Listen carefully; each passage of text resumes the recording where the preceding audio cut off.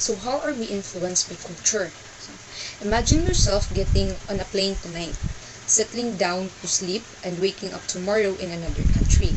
You immediately notice that people are speaking a different language, greeting each other in different ways, and wearing different clothing than in the country you inhabited just the day before. So that's how we influence by culture.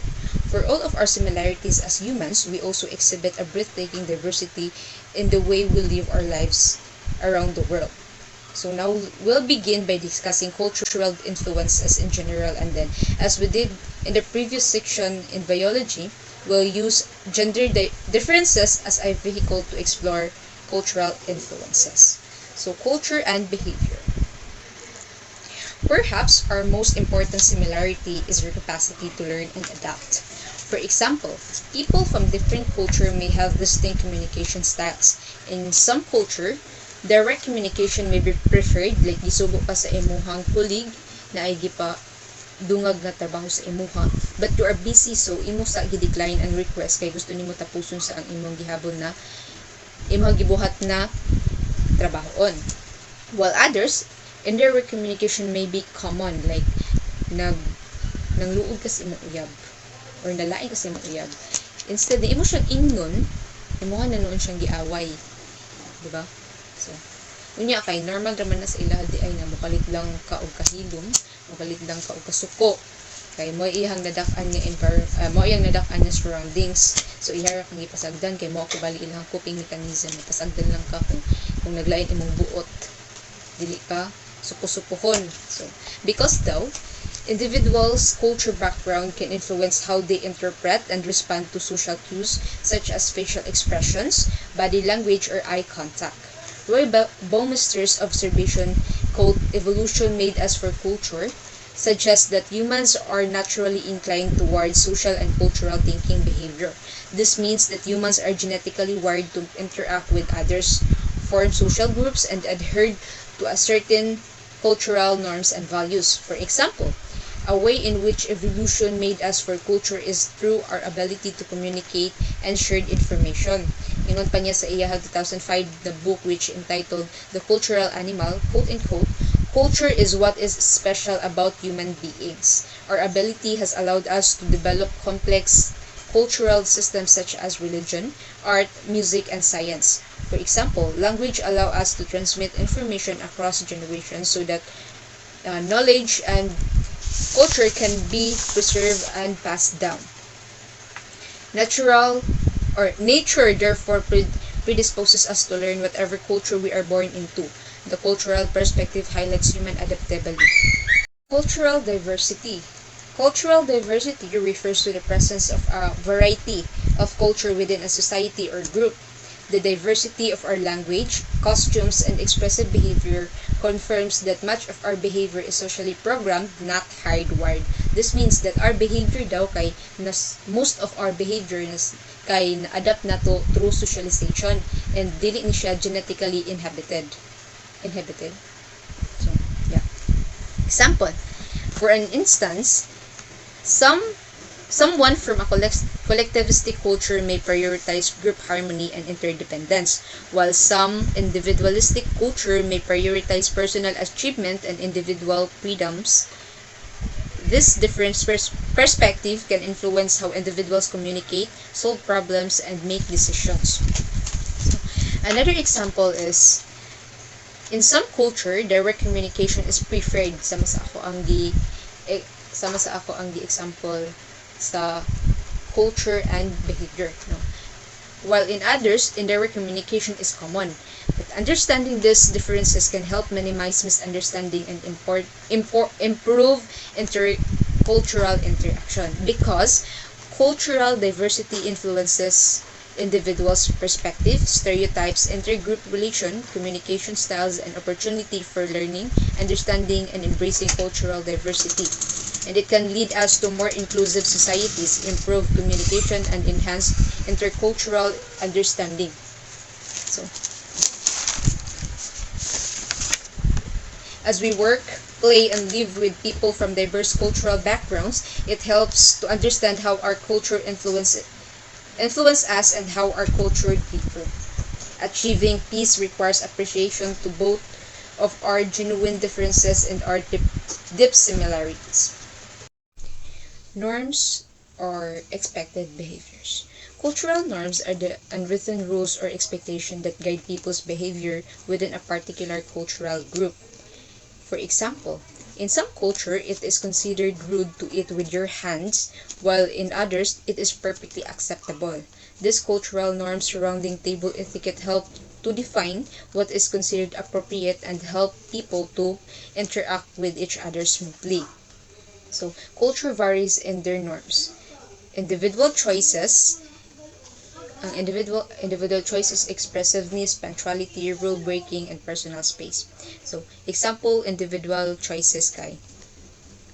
Individual may choose a particular path para sa iyang kaugalingon, but the other individual can't make it kay sa ilahang culture iyaha parents ang magbuot sa iyahang i-pursue nga career or course sa college or program niya nga kuhaon sa college. Sa expressiveness, for an instance, some culture encourage expressive behavior where individuals openly displaying their emotion through gesture, tone of voice, and facial expression. Example, in Latin Americans seem warm, charming, inefficient, and time-wasting daw, while Northern European may seem efficient, cold, and over-concerned with time. And it might be right daw kay ang Northern Europeans walks faster in public streets than those in Latin America, and Northern European bank clocks are more accurate. So, punctuality. Some culture prioritize punctuality, considering it is a sign of respect and reliability. Like Latin American business executives who arrives late for a dinner engagement may be mystified by their time-obsessed North American counterparts. Rule breaking refers to the violation of established norms, rules, or regulations within a given social context. Personal space is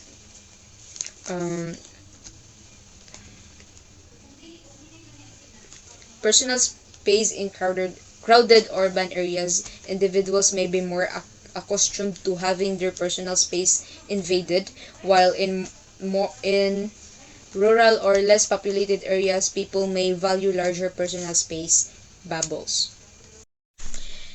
Pair transmitted culture. It is based on the idea that people learn and adapt cultural norms, practices, and attitude from their peer. Judith Rich Harris, the nurture assumption challenges traditional belief that parents are the primary influences in a child's development. According to Harris, peer groups play a more significant role in shaping a child's behavior and personality than their parents. For example, if a child grew up in a strict and disciplined household, but their peer is rebellious and engaged in risky behaviors, the child is more likely to adopt the behavior of their peers. The nurture assumption also highlights the importance of understanding the impact of broader social environment on an individual's development. It suggests that individuals are not solely shaped by their family, but also by their interaction with peers, schools, and society as a whole. Cultural similarity refers to the extent to which two or more cultures share common beliefs, values, norms, and practices. It is a measure of how similar or different cultures are from each other. Cultures that similar tend to have similar ways of thinking, behaving, and perceiving the world. An essential universality refers to the idea that despite cultural differences, there are fundamental aspects of human behavior, cognition, and emotion that are certain universal psychological process and tendency that underlie human behavior, which can be observed across different cultural contexts. This concept highlights the commonalities that exist among diverse cultures. For example, emotions such as happiness, sadness, fear, and anger are considered to be universally experienced by individuals across cultures, while the specific triggers or expression of this emotion may vary. The underlying experience of the emotion itself is believed to be universal. Another example is two cultures that value collectivism, where individuals prioritize the needs and goals of the group over their own would be considered culturally similar in terms of their emphasis on community and cooperation. On the other hand, cultures that value individualism, where individuals prioritize their own needs and goals over the group, would be considered culturally different from collectivist cultures. 5 universal dimensions of social beliefs. First, cynicism. Second, social complexity. Third, reward for application. Fourth, spirituality or religiosity. Fifth is fate control. So let's determine what is social cynicism. Social cynicism refers to a negative view of human nature and malevolent view of the social world. Example: if you think that public officials are nothing but a bunch of greedy buffoons, you have a cynical attitude about politics. So second, social complexity refers to the belief complex that problems have multiple solutions and that people's behavior may vary across situation. Example: there may be clear divisions between social classes or occupational hierarchies. Reward for application refers to the belief complex that people's use of effort, knowledge, careful planning, and other resources would lead to positive outcomes. Example: individuals may be more likely to believe that success is earned through effort and dedication. Religiosity asserts the existence of a supernatural being and the beneficial function of religions and their institution. Example: individuals may regularly participate in religious ceremonies or engage in meditation and prayer. Fate control refers to the belief complex that life events are predetermined by external forces, but that people can find ways to alter the degree of fate. Example: individuals may believe that their action and decision directly impact the outcomes they experience in life. This dimension provides a framework for understanding the variation in social beliefs across cultures and how they shape individuals' attitude, behavior, and perceptions. Culture and gender are two important concepts in social psychology that shape our understanding of human behavior and identity. Culture also shapes gender roles and expectations. Gender refers to the socially constructed rules, behaviors, activities, and attributes that a particular society considers appropriate for males and females. While sex is biologically determined, gender is influenced by societal norms and expectations. For an instance, in many cultures, masculinity is associated with toughness, assertiveness, and independence, whereas femininity is often associated with nurturing, empathy, and emotional sensitivity. These gender rules and stereotypes are taught and reinforced through socialization processes, such as family, educational institution, and media. However, it is essential to note that these gender rules vary across different cultures. Understanding culture and gender from a social psychology perspective can help us recognize the influence of societal norms on human thoughts, emotion, and behavior. It is crucial to be mindful of cultural and differences, as they can shape our interaction with others, as well as impact our perception and judgments. Gender roles vary with culture. Different cultures have different beliefs, values, and norms regarding the behavior, rules, and expectations associated with men and women. Culture plays a crucial role in shaping what is deemed appropriate or inappropriate for individuals based on their gender. Example: in some traditional culture, men might be expected to be the primary breadwinners, while women are expected to focus on domestic responsibilities and caregiving. In contrast, other cultures are flexible gender rules. This culture promotes a greater degree of equality and allow individuals to pursue a wider range of rules and aspiration and irrespective of the gender. In such culture, men and women may have equal opportunities for education, employment, and participation in decision-making processes. And gender rules vary over time. Gender roles refers to the behaviors, attitude, and expectation that society deems appropriate for men and women. These rules are not fixed and have evolved significantly over time. Behavioral changes have accompanied this attitude shift as society progressed. So did the understanding of gender rules. With increased advocacy for gender equality. For example, in the past, it was uncommon for women to pursue careers in male-dominated fields such engineering, political, or medical field.